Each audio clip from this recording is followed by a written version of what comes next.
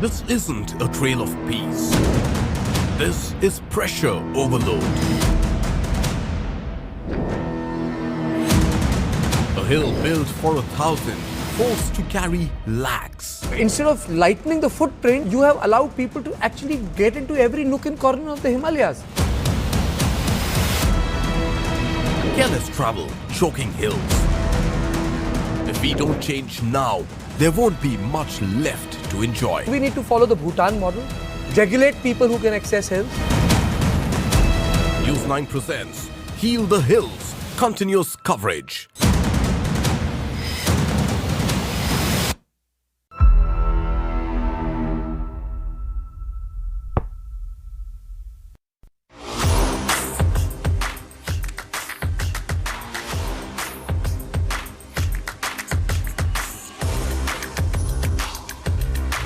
This is India's #1 news network, and you're watching News 9, English news as it should be. Very good morning. You're watching News 9. I'm Kartik Malhotra. This Friday morning, counting in Bangladesh underway, and it seems BNP, the Bangladesh Nationalist Party, is all set for a landslide victory. Tarique Rahman slated to be the next Prime Minister of Bangladesh. That's the big story we are tracking for you all day today on News 9. Well, also on the show, CPI inflation comes in hotter for the month of January after new items added to the CPI basket. We'll tell you what that means on the show. And coming up later, Kranti Batini will join us to tell us the dips that we saw in the IT stocks yesterday. Is this an opportunity to buy, or should you go short for the long term? All this and more on this edition of Morning Brief at 9.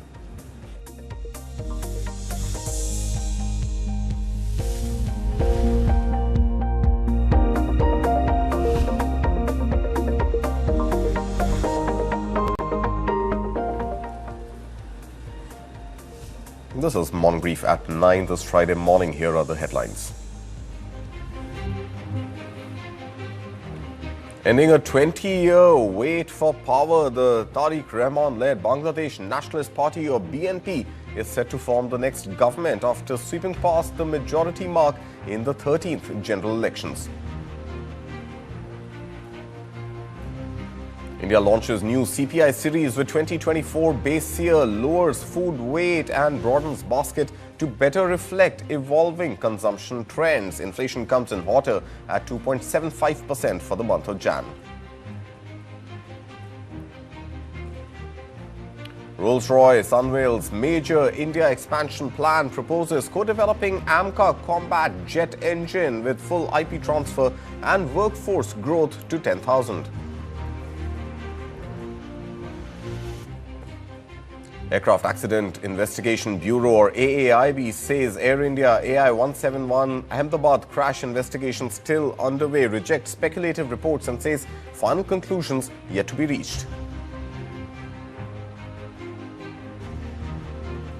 India says joint statement remains basis for interim trade deal with the US after White House revises fact sheet and removes contentious references.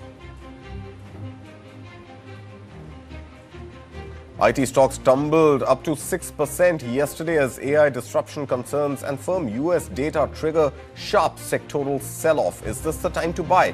We'll get you an expert opinion. India to remain Asia's fastest growing major economy in 2026 with 6.4% growth, says Fitch, citing strong domestic demand and expanding trade ties. Gold drops 400 rupees to 1.6 lakh rupees per 10 grams in Delhi as strong US jobs data cools Fed rate cut hopes. Silver remains steady. And AI firm Anthropic raises $30 billion in Series G funding led by GIC, and Cotu hits $380 billion valuation to scale enterprise AI, coding tools and infrastructure expansion.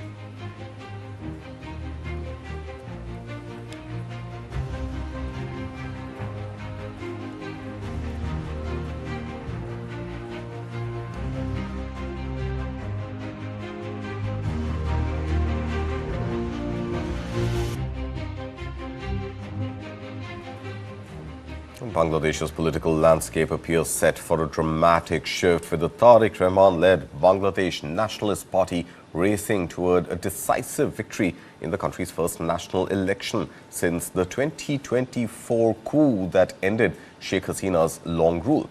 Now, with more than 127 million voters taking part, the result could redraw decades-old political rivalries and reshape the balance between Bangladesh's powerful political blocs.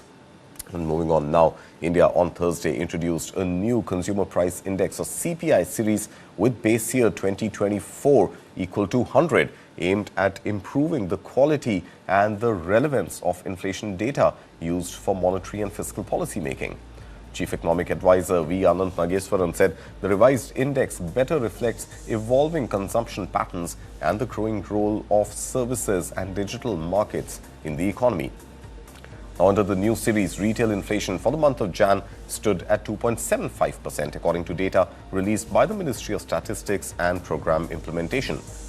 The CPI basket has expanded to reflect 358 items from the 299 earlier, with price data now sourced from 1,465 rural and 1,395 urban markets. This along with 12 online marketplaces added. The weight of food and beverages has been reduced to 36.75% from 45.86% earlier, lowering headline volatility, while housing now includes utilities, carries a 17.67% share. The classification structure has widened from 6 to 12 groups, adding categories such as information and communication, recreation, culture, education services, and restaurants, as well as accommodation. Now, weights have been recalibrated using the Household Consumption Expenditures Survey 2023-24, while obsolete products have been dropped to align with current consumption trends under the COI-COP framework. Index values are available from Jan 2025, making year-on-year comparisons possible from Jan 2026, with a linking factor enabling back series calculations to 2013. The new CPI measurement will also look beyond education, healthcare, fuel and food prices. Apart from considering these expenses, the new CPI inflation formula will also consider spending pattern linked to OTT subscriptions, online shopping, telecom plans and airfares. Additionally, the data collection has been moved to tablet-based geotag systems with built-in real-time validation. The new CPI inflation will also cover a wider range of villages as well as urban areas. Now, Chief Economic Advisor Nageswaran said the rebalanced basket reflects rising incomes, greater spending on health, education and mobility, and a growing services share in the economy. The revised CPI will continue to guide the Reserve Bank of India's monetary policy decisions. It is an important development because it will be aligning us with the best practices that are possible in the world, and we may even be going one step ahead of others in the way we will be collating, compiling and presenting key macroeconomic statistics on output and prices in the going forward. As we all know very well, the economy itself has undergone a significant transformation in the past decade. Consumption behavior, market structures and the composition of household expenditure have evolved. And the new CPI series, therefore, unsurprisingly reflects these changes. All right, and a day after meeting Prime Minister Narendra Modi, Rolls-Royce CEO Tufan Erginbilgic on Thursday unveiled a roadmap to scale up the company's India operations across defense, civil aviation and energy, including plans to co-develop a next-generation aero engine for India's Advanced Medium Combat Aircraft, or AMCA program, with full intellectual property transfer. The British engine maker aims to more than double its India workforce to around 10,000 people and boost local supply chain sourcing tenfold, positioning the country as a global hub for high-tech manufacturing. The Rolls-Royce CEO also held talks with National Security Advisor Ajit Doval and Commerce Minister Piyush Goyal during his visit. Rolls-Royce, which wants India to become its third home market outside the UK, has offered to co-develop a 120 kilonewton class combat jet engine core with dedicated design and manufacturing capabilities here in India. The company said the partnership would support indigenous propulsion development and align with the government's Atmanirbhar Bharat and Viksit Bharat goals. Prime Minister Modi welcomed the expansion push, saying it would deepen collaboration with India's innovation ecosystem. The announcement builds on the India-UK Vision 2035 roadmap and comes as Rolls-Royce explores new opportunities across defense platforms, naval propulsion, power solutions and advanced engineering. Now, more than 1,400 Rolls-Royce engines currently power Indian military platforms, while over 4,000 people work across its India framework, including nearly 2,800 engineers supporting global programs.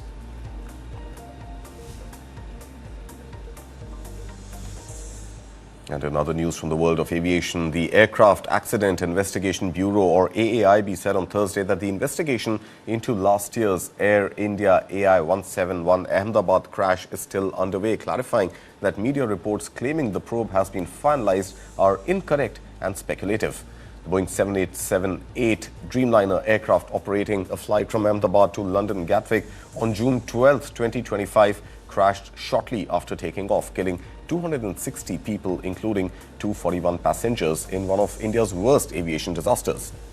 Now, AAIB stressed that accident investigations are technical, evidence-based, process-focused on identifying root causes and improving safety standards. The agency said its preliminary report released in July 2025 only contained factual information available at that stage, while the final report with conclusions and safety recommendations will be issued once the probe is completed in line with global norms. AAIB also urged media organizations to avoid premature speculation, warning that unverified reporting could create public anxiety and undermine the integrity of the investigation.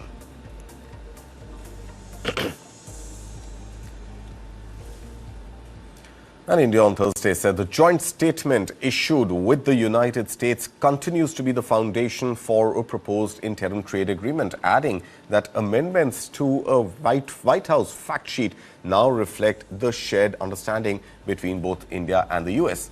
External Affairs Ministry spokesperson Ranveer Jaiswal said the Feb 7th joint statement remains the framework for negotiations as officials work towards finalizing the deal. Remember, the White House document had earlier sparked controversy after suggesting India would cut tariffs on certain pulses and commit to purchasing American goods worth $500 billion over 5 years. The revised fact sheet later removed references to pulses as well as digital services taxes, instead stating that India not commits but intends to buy more US energy, technology and agriculture products.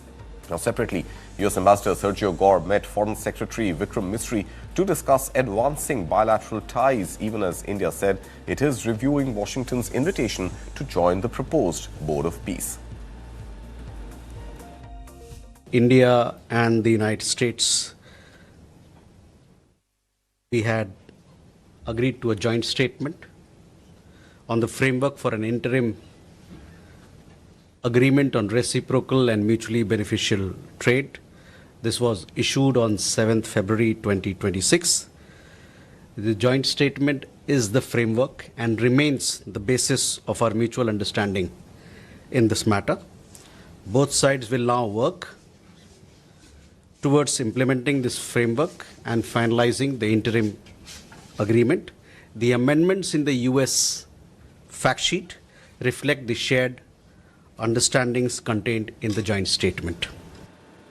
And in other macroeconomy news, India is expected to remain Asia's fastest growing major economy even in 2026, with GDP projections, according to Fitch Ratings, likely to be at 6.4% for this calendar year.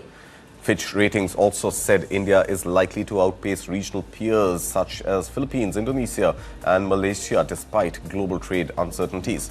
Fitch noted that growth in India and some Southeast Asian economies may be less affected by shifts in global trade patterns, as their relatively closed manufacturing sectors limit exposure to export disruptions.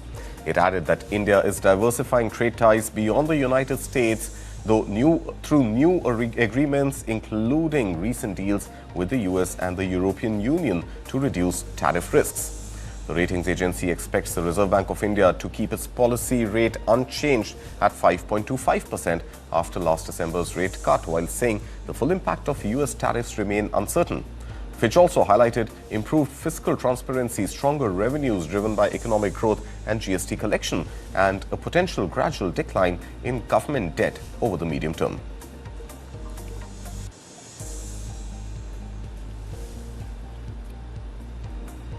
And with that, we slip into a very short break. But coming up later, we will look at the stock market action as markets are all set to open any moment now.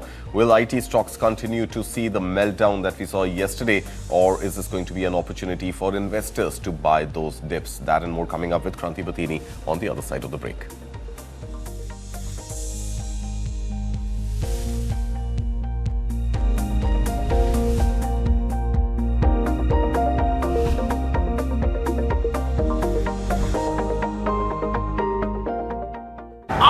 रश्मि, ये madam बड़े शहर से छोटे शहर बसने जा रही है, बताओ।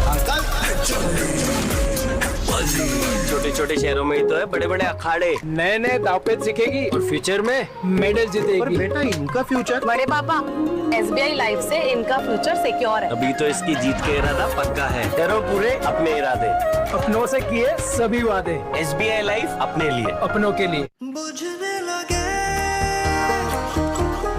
किसी की उमंग तो उसको तरंग दो, दुनिया को रंग दो।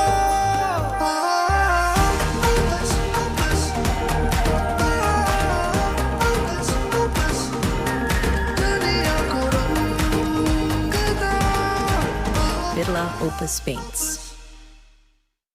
पढ़ता है, खेलता है, झूलता उछलता है, दौड़ता कभी कभी दौड़ कराता है, आगे आगे बढ़ता है इंडिया, अमूल दूध पीता है India.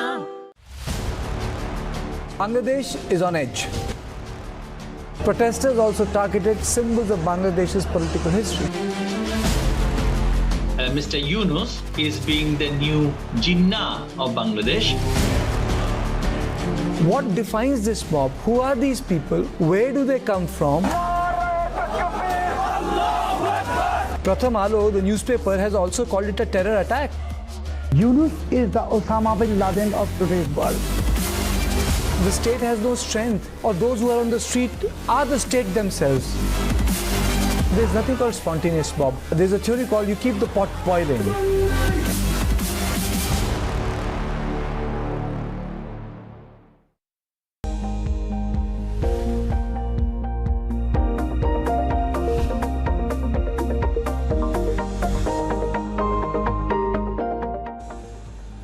Welcome back. You are watching News 9. This is Morning Brief at 9, and markets have again opened on a very, very dampened sentimental mood, all thanks to the sell-off that we continue to see in the IT stocks. Sensex and Nifty are both down close to 0.8 to 0.9% or so. We'll get you that data shortly. Meanwhile, benchmark equity indices, which ended lower even yesterday on Thursday, were dragged down by heavy selling in the IT shares amid concerns over AI-led disruptions and fading hopes of an early US Federal Reserve rate cut.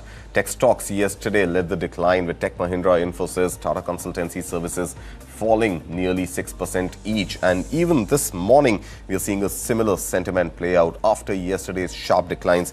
Today, we see Infosys, TCS, HCL, Tech all down more than 4% each in the first few minutes of market opening. Meanwhile, slightly better performance, one would call it potentially, but still deep red seen even on Wipro, which is down almost 3%, and Tech Mahindra more than 2.5% or so.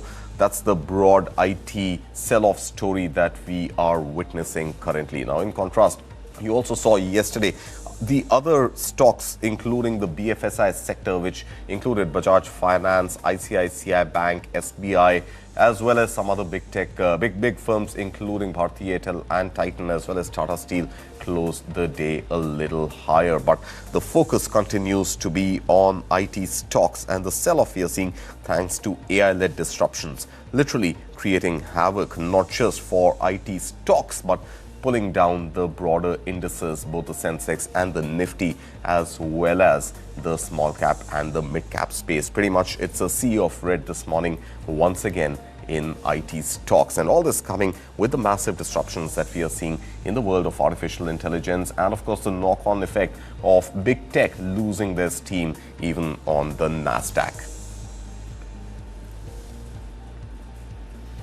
And staying with the tech disruptions and the AI-enabled tech disruptions, in a stunning escalation in the AI arms race, Anthropic, the maker of the popular Claude AI model, which has brought down all these IT stocks for the last week or so, announced on Thursday that it has secured a $30 billion fresh funding, catapulting its valuation to an eye-popping $380 billion.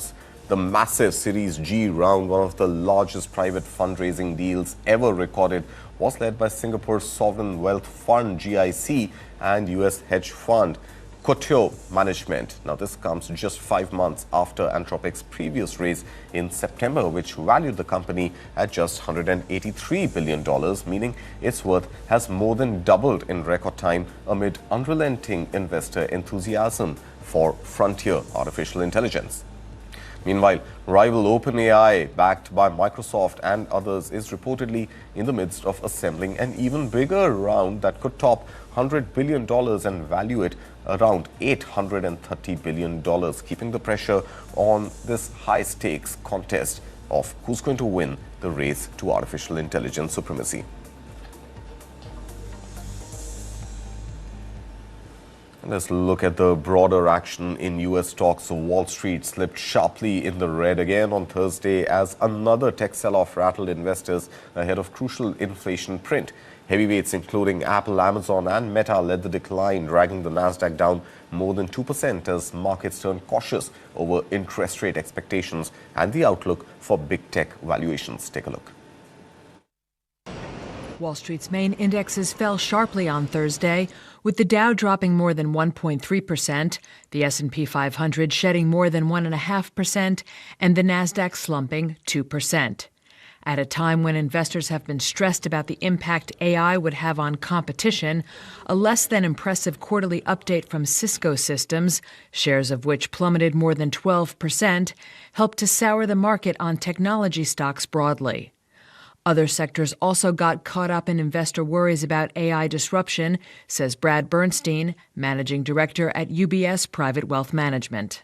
I think what we're seeing today is more of what we've seen recently in the last week or two, that is a lot of volatility around the market shooting first, asking questions later on any news around AI disrupting any sector. And it's not just software that was the big cause recently of all the tech volatility. We are seeing it today show up in office commercial real estate. We saw it earlier this week in wealth management firms. So any news that may cause any disruptions in any sector is causing immediate sell-off, regardless of whether or not it actually will have any material impact in any of these companies that are selling off. Shares of AppLovin were the biggest decliner in the S&P 500 software index, tumbling more than 19%, despite beating market estimates for fourth-quarter sales. But investors worried about signs of increasing competition and an uncertain macroeconomic environment. Shares of logistics companies C.H. Robinson and Landstar and Expeditors International saw double-digit percentage declines after CNBC reported that a new tool from AI company Algorithm Holdings made trucking companies the largest target of investor worries about AI disruption. But shares of Equinix rallied more than 10% after the largest data center operator forecast annual revenue above estimates, betting on strong AI-linked demand.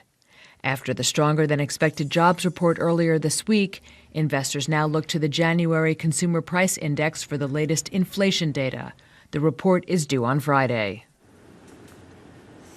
All right, you just heard the pain in IT stocks. Big tech stocks continues to veer down market sentiments, not just in India, but across the world. Let's quickly pull up the Nasdaq heat map and look at how U.S. stocks fared yesterday, especially the technology stocks. You saw heavy selling across the board, from Google to Alphabet to Apple to Nvidia, pretty much across the board. You had, in fact, Alphabet stocks as well as Microsoft stocks down about 0.6% each. Remember, these are the heavyweights that you have on the Nasdaq 100 index. But the real decline is also seen in stocks of Meta and Amazon. Both these stocks yesterday, in fact, on closing early morning India time, have seen cuts of almost 3% in the case of Meta and about 2.25% 2% in the case of Amazon. Nvidia also not spared. In fact, Nvidia has been one big tech stock which has been holding fort, preventing the US markets from falling significantly even on AI-enabled crashes, because every time there is a new AI tool, a new AI development, the GPUs come from Nvidia. But even Nvidia stocks yesterday in trade were down more than 1.5%. The biggest pain actually came for iPhone maker Apple, and Apple's shares tumbled as much as 5%. And we are seeing this sort of knock-on effect happening not just in Asian markets but also in Indian markets specifically.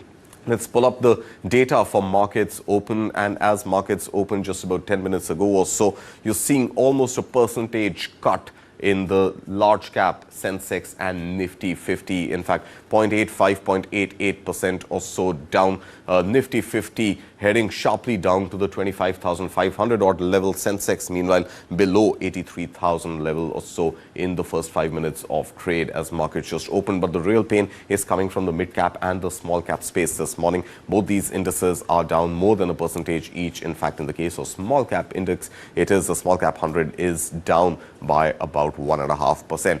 Likely scenario, the volatility shoots up every time you see massive swings in markets, and you're seeing the India VIX, the fear index, up by almost 5% or so, now above that 12 mark at about 12.3.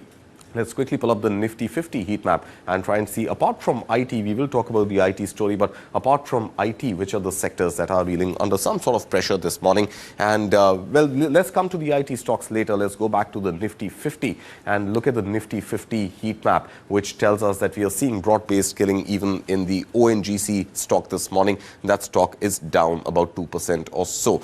Pretty much a flattish tone. Otherwise, you have the non-energy minerals, the cements and the steel stocks. These are also in the red this morning. Tata Steel is down about a percentage point, and JSW Steel also down about 1.25%. Hindustan Zinc is down more than 4% or so in trade this morning, pretty much pulling down the sentiment. If you look at the BFSI sector, this was in fact among the gaining sector in trade yesterday, but this morning we are seeing pretty much flattish action. HDFC Bank down about 0.5 percentage point. ICICI Bank absolutely flat. Bajaj Finance, which was rallying yesterday, continues to see some uptick even this morning. This stock is up about 0.4 percentage point. The biggest gainer pretty much as far as the Nifty 50 heat map goes this morning seems to be SBI Life Insurance, which is up about 0.75 percentage point. And the pain really coming in addition to Hindustan Zinc that we spoke about from the IT sector. Let's look at the IT stocks specifically now, and the IT stocks are pretty much a sea of red. In fact, just 6 or 7 minutes into market opening at about 9:22, 9:23 a.m. this morning, you're seeing a heavy sell-off yet again in stocks of TCS and Infosys. Both these stocks are down more than 5% or so in early trade. They have recovered slightly, but volatility in these stocks seems to be absolutely high. HCL Tech also down more than 4%. Wipro and Tech Mahindra hovering in the range of about 3% cuts. The action, the sell-off action is not limited only to the large cap bellwether blue chip IT stocks. Well, I don't know whether we can call them blue chip anymore or not, but you're also seeing heavy selling in the mid cap and small cap IT stocks, with shares of Persistent and Coforge also declining in trade this morning. In fact, Persistent Systems is down more than 3%. Mphasis down almost 3%. L&T Information also down almost 4% or so. Let's try and unpack all this. Kranti Batini from Wealth Mill Security joins us this morning as an equity strategist. Kranti, just tell us, what is the strategy for IT stocks? I know we have been discussing IT stocks for the longest time, but the kind of cuts that we are seeing now with all the AI disruptions pretty much seems unprecedented. These are uncharted waters for long-term investors who are betting on what were once called these blue chip stocks. Yes, Karthik, absolutely, you are correct. The IT stocks are in a corrective phase, and they are going through the turbulent phase from the past 1 year, various reasons. But the current reason for the downtrend in these IT stocks is completely unwarranted. And one thing is, we need to agree that our IT companies in the past few years, they could not able to change their business models and adapt to the new changes that are coming in the businesses. So that's where our Indian IT companies are facing this heat in the global markets at this point of time. But by and large, the companies, how fast they could able to change their business models, how they are adaptable, and how fast. These are the things extremely crucial for these IT companies in the medium to short term. But given the kind of the long track record these companies faced in the past 25 years, different kind of turbulent times these companies faced. But is this time is different? Definitely this time is different. But how fast they could able to change the business models and adaptable to the disruptions that are coming in the way, that can make them to sustain. Otherwise, they are poised for a very challenging times in the coming future. Right, Kranti. But the embracing or the sort of delay in embracing IT, AI as a new tool and as a new way of doing business could be the reason for Indian IT stocks to fall. But the broader sell-off that we are seeing, even in AI-first companies in the US, for example, I'm looking at NASDAQ-listed stocks, the kind of sell-off that we are seeing even in AI-first companies in the US, the likes of Apple, Google, Microsoft, Meta, Amazon, all of this pointing to the direction that even AI-first companies are finding it hard to cope in this ever-advancing world of artificial intelligence. Yes, Karthik, these stocks are rallied a lot. Look at the charts of these stocks, how they rallied in the name of AI in the last few years. And within the AI, there is a disruption is taking place. So overall, the valuations look stretched for these AI companies in the US markets are concerned. And we are witnessing the same kind of impact on Indian IT companies by and large, as there is a tech turmoil is taking place in the entire global markets. By and large, look at the Indian IT companies. Last 5 years, they have been sitting on the cash, but we have not witnessed majority of the companies doing any kind of acquisitions in the form of AI. They're a little bit complacent. And now the game rule is how they are going to adaptable to the change and upskilling their employees. It is extremely crucial for Indian IT companies going ahead. Isn't it some sort of a chicken and egg situation, a catch-22 situation one would call for, for IT companies and tech companies right now? Because you make too heavy investments in artificial intelligence, investors want to know when our returns going to come. And if you sit on a cash pile, you say, why are you too late in innovating? Absolutely. That's what the technology companies are there. We witnessed in the TMT bubble in 1995 and 2000 YTK kind of a thing. There are a lot of disruptions that do takes place, but by and large, our bellwether companies, you are calling as a blue chip, people are a little bit hesitant to say blue chip, but yeah. We can call them as bellwether companies. But these bellwether companies in the past 20-25 years, they could able to weather different kind of storms.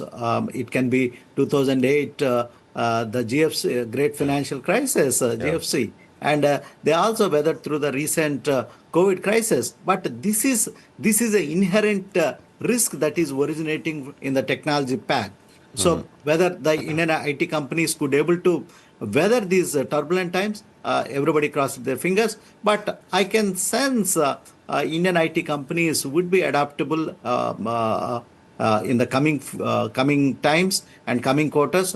And as a contrarian view, one can take and look at these companies. They have strong cash reserves, and the leaderships are good. And they are in a wait and watch mode at this point of time, but they cannot be in a wait and watch mode. This is the time to take crucial decisions. Okay, time to take crucial decisions. Wait and watch mode may not last forever and serve them well.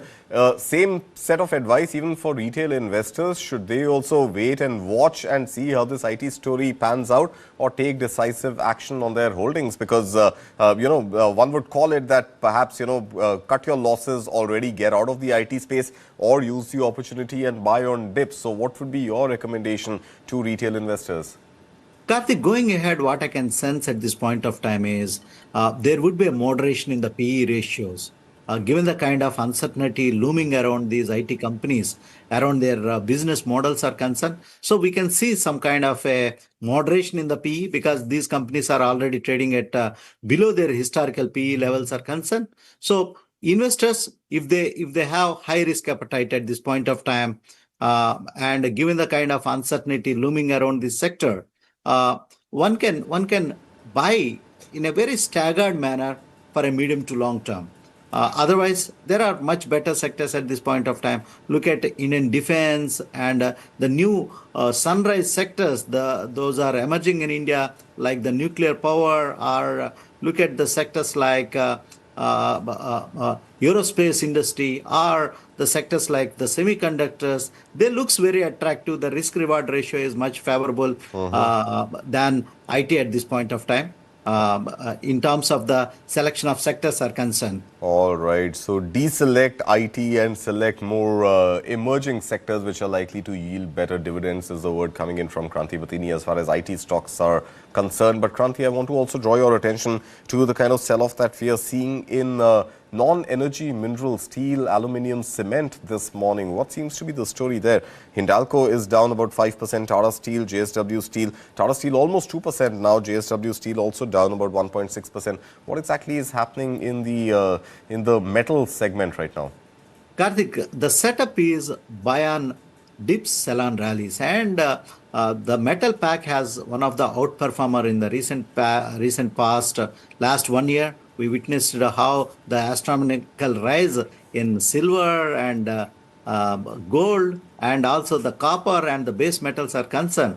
So we are witnessing some kind of a profit booking in these companies, and majority of the companies what we are discussing, they rallied and they are outperformers in the last 1 year. So some kind of a profit booking these stocks have been witnessing right now.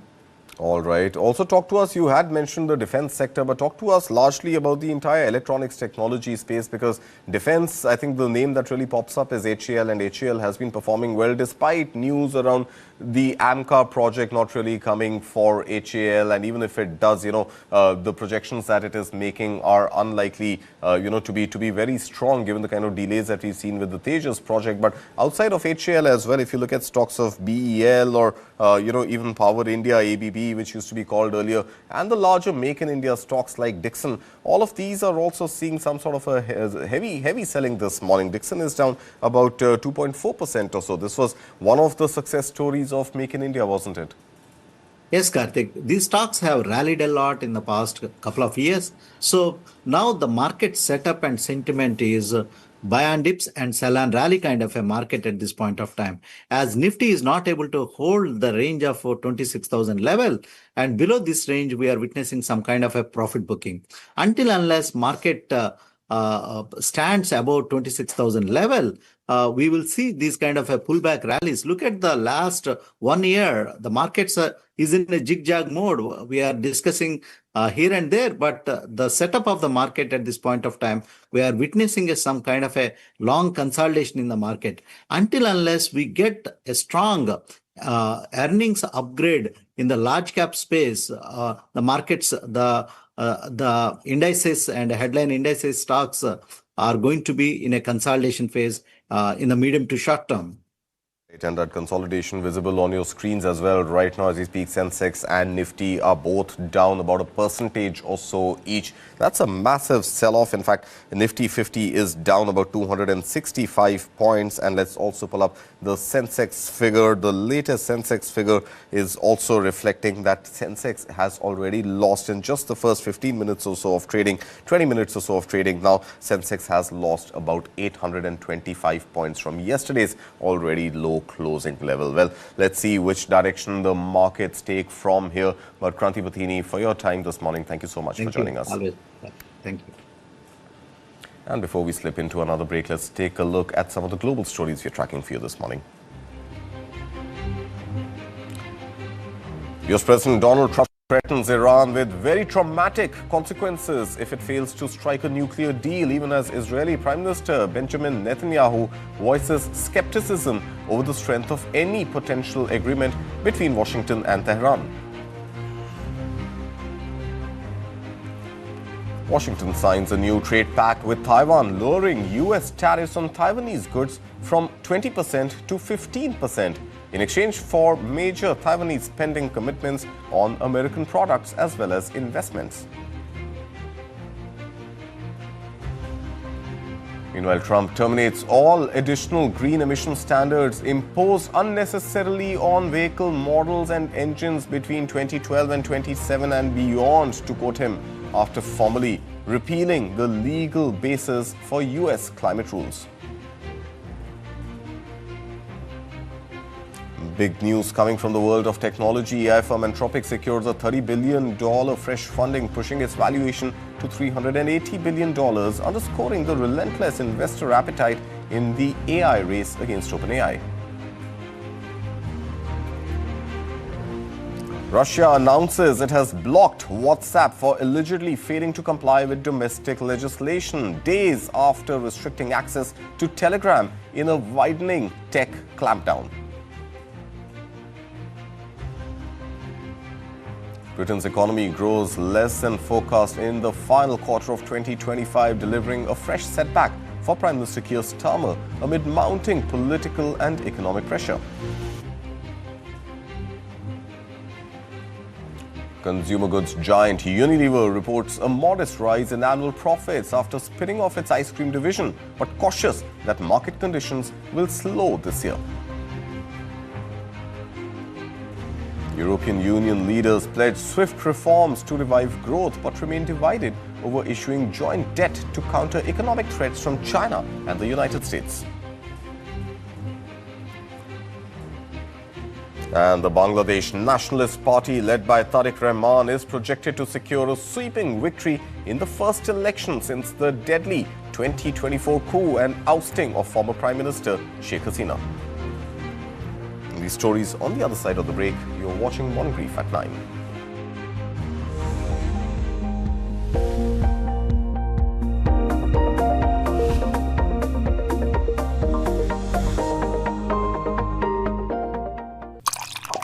When drinking water turns deadly, it demands answers.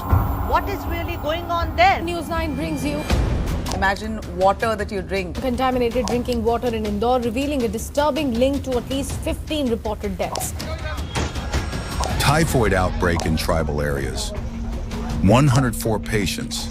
After 15 people were killed. Foul, frothy water from taps. You would assume it's safe. It turned deadly. How is that happening? Different cities. One national crisis. Bharat. Quest for clean water. News 9, in your interest.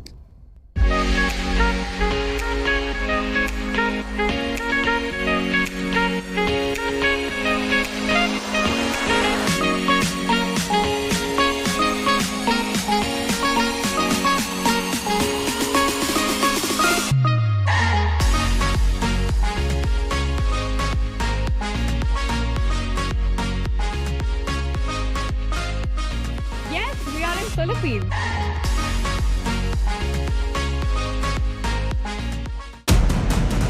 This isn't a trail of peace. This is pressure overload. A hill built for 1,000, forced to carry lakhs. Instead of lightening the footprint, you have allowed people to actually get into every nook and corner of the Himalayas. Careless travel, choking hills. If we don't change now, there won't be much left to enjoy. We need to follow the Bhutan model, regulate people who can access hills. News 9 presents Heal the Hills, continuous coverage.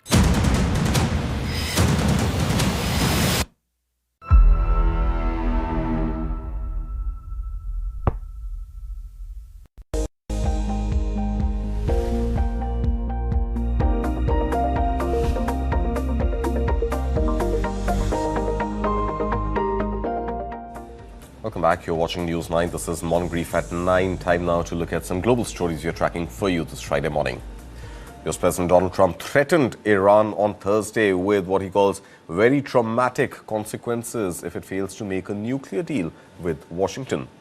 Now, speaking a day after he hosted Israeli Prime Minister Benjamin Netanyahu at the White House, Trump said he hoped for a result over the next month from Washington's negotiations with Tehran over its nuclear program.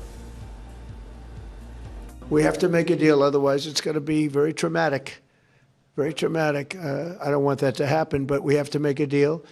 They should have made a deal the first time, and they got Midnight Hammer instead. And this will be very traumatic for Iran if they don't make a deal. Look, if they don't make a deal, then it'll be a different story. But we had a very good meeting yesterday with Bibi Netanyahu, and he understands, but it's ultimately up to me. If the deal isn't a very fair deal and a very good deal with Iran, then it's going to be, I think, a very difficult time for them in the back. I guess over the next month, something like that. Yeah, it shouldn't take, I mean, it should happen quickly. They should agree very quickly. On to Russia now. Russia has blocked U.S. messaging platform WhatsApp, citing non-compliance with domestic laws in a move that affects around 100 million users across the country. The Kremlin is now urging Russians to migrate to a state-backed alternative called Max, raising fresh concerns among activists about digital surveillance and online freedoms. Take a look. The Kremlin said on Thursday that it had completely blocked WhatsApp in Russia, cutting off the country's most popular messaging app for millions of users. Kremlin spokesperson Dmitry Peskov said the U.S. Messenger app, which is owned by Meta Platforms, was unwilling to comply with Russian law and suggested that Russians use state-owned messenger app Max. Critics say Max is a surveillance tool. Russian authorities deny that. The move against WhatsApp is the culmination of 6 months of pressure on Meta, which had already been designated as an extremist organization inside Russia. It reflects a wider push by the Kremlin to create and control a, quote, sovereign communications infrastructure, in which foreign-owned tech companies submit to local laws or disappear. In a statement, Meta said it had 100 million users in the country and called it a backward step that would lead to less safety for people in Russia. In Moscow, this resident said they were already switching to Max. Others expressed frustration. I have a downright negative attitude towards this woman said, calling it a violation of constitutional rights. Some domain names associated with WhatsApp disappeared from Russia's national register.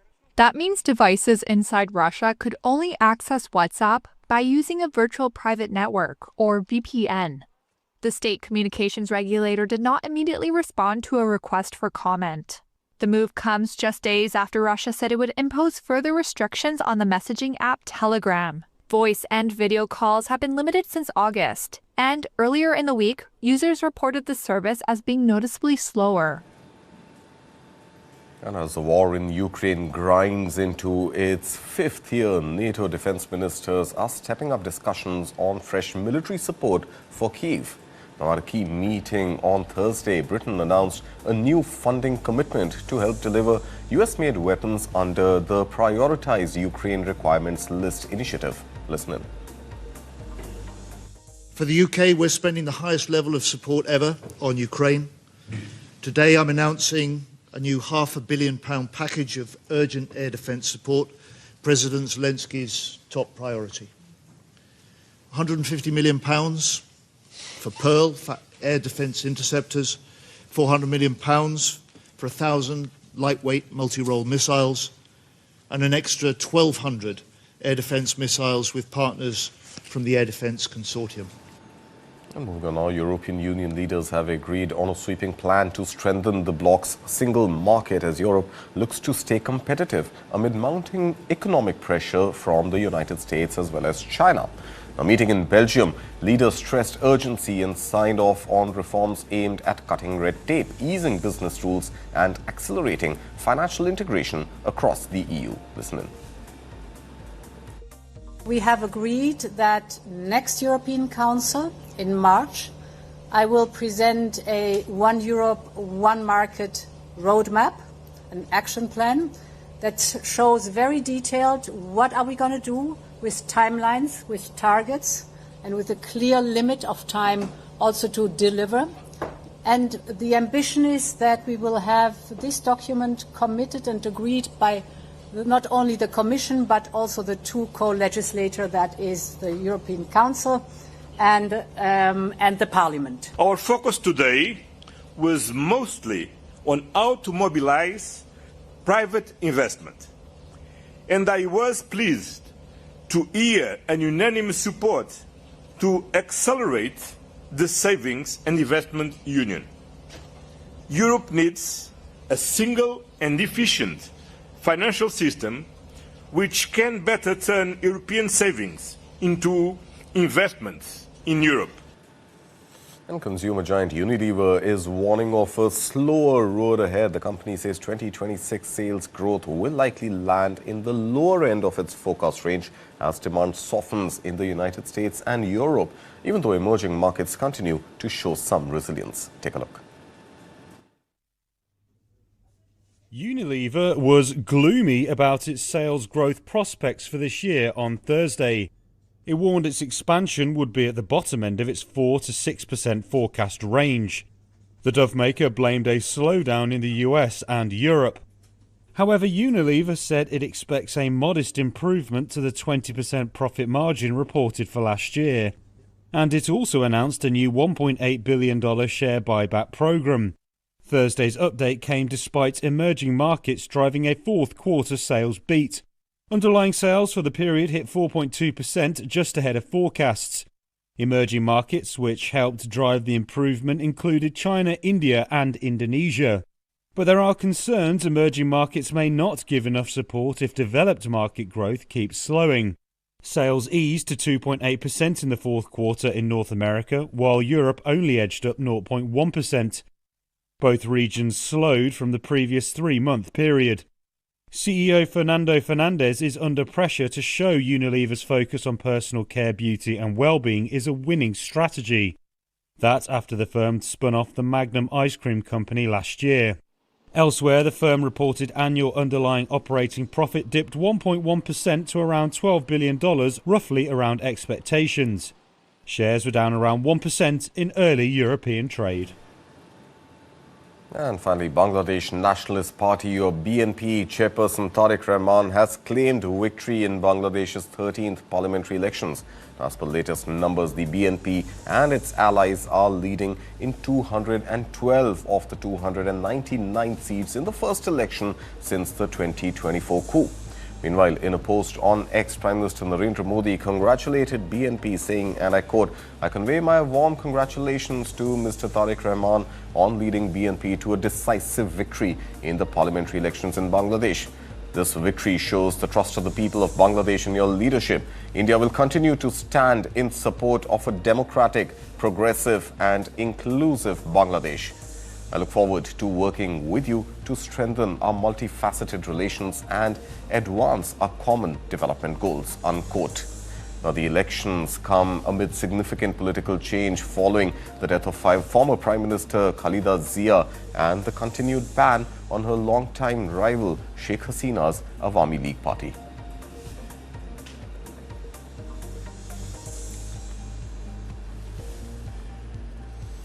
And before we wrap, from a massive Bitcoin getaway error to fresh earnings disappointment, it's been another volatile week for the crypto industry. South Korea's Bithumb faces scrutiny after a $40 billion mishap while trading platforms battle slowing momentum.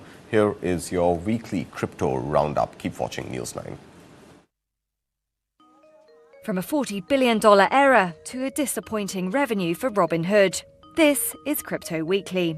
South Korea's Bithumb said serious flaws left the crypto exchange's internal system vulnerable to possible sabotage, and that it failed to stop the mistaken transfer of more than $40 billion in assets last week. The virtual asset exchange said it accidentally gave away about 620,000 bitcoins to customers during a promotional event, instead of 620,000 won, or $426. It triggered a 17% slump in Bitcoin's price. Bithumb CEO Lee Jae-won said the giveaway amounted to 15 times the exchange's holding of 42,000 Bitcoins. First of all, we sincerely apologise to the people for the distress caused by the news of the erroneous transfer. We also extend our heartfelt apologies to our customers who've placed their trust in the Republic of Korea's digital asset market, to the lawmakers who worked tirelessly for the sound development of the industry, and to the officials at the financial authorities for the immeasurable concern we have caused. Most of the bitcoins have been retrieved by the exchange, but regulators say 1,786 had already been sold within minutes before the exchange froze the accounts of the customers that received them. Britain's Financial Conduct Authority has asked social media companies and app stores to block access to crypto exchange HTX in the UK. It's stepping up efforts to prevent the group from promoting what it sees as illegal crypto asset services. The regulator said it also wanted Alphabet's Google and Apple to remove HTX products from UK app stores. HTX didn't respond to a request for comment. Robinhood's fourth quarter revenue missed Wall Street expectations this week. That's as a turbulent quarter for digital assets weighed on the company's crypto trading revenue. The news sent the retail brokerage's shares down. The California-based company reported revenue of $1.28 billion during the 3 months ending September the 31st.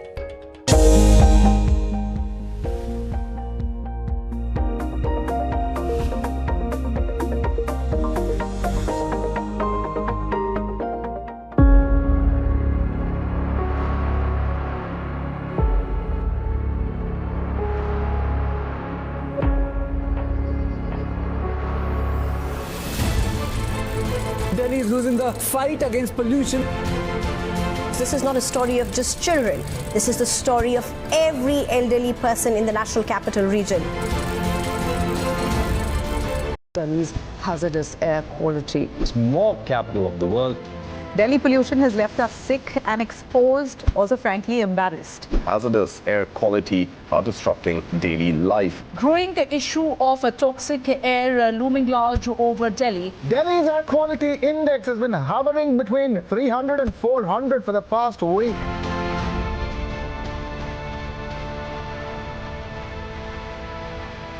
The culprit was the same PM 2.5, the main pollutant which is emitted from heavy industries, power plants, vehicles, crop burning and coal-based heating. The overall air quality of the city continues to remain in the very poor category. We look at how Delhi is once again struggling with rain. It's not just about today, it's about the future.